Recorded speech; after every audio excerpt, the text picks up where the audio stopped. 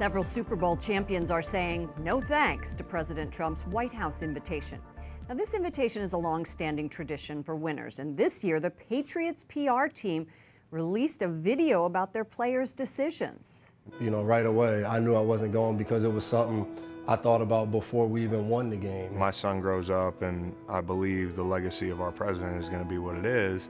I don't want him to say, hey, Dad, why'd you go when you knew the right thing was to not go? Joining us now is Doug Eldridge, managing partner of DLE Agency, a sports management company. Welcome back to the program. Thanks for having me. How common is this?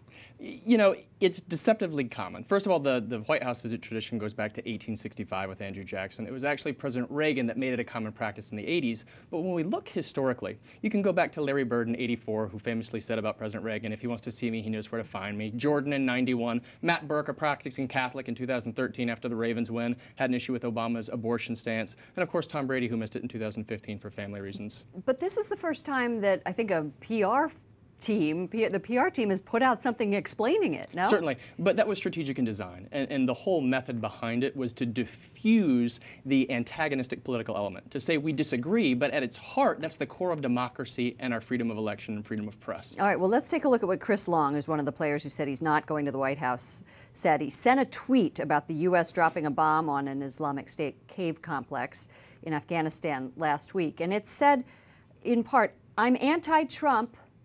Go ahead, fry me.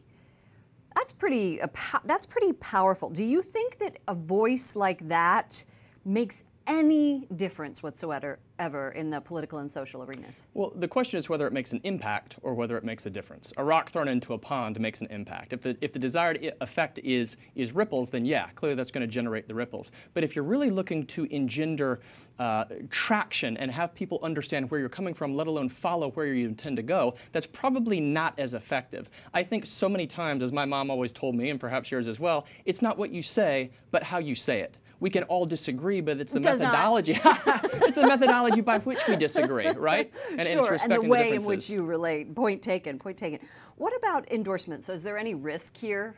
Yes and no. Anytime any of us divulge our political leanings, we're automatically going to isolate 50% of the room. And it's important to remember that whether nonprofit or Fortune 100 for-profit, everybody has political affiliations and connections. So while they certainly risk an endorsement is an off-field optional affiliation of a relationship, so there's always the chance that this can run afoul. But again, I go back to the notion that it's not what you say or how you feel, but the way in which you present it. All right, if you isn't can foul baseball? A foul. Out of bounds, okay, if you will. Okay, thank you. That makes me feel a little bit better. You know, this is a big dinner time conversation, Certainly. right? When you're having dinner or when you're sitting around. You know, Absolutely. I think there are a lot of people who say, I do not want politics involved in my sporting events. So if they do continue to do this, you're still saying that it's not going to impact fanship?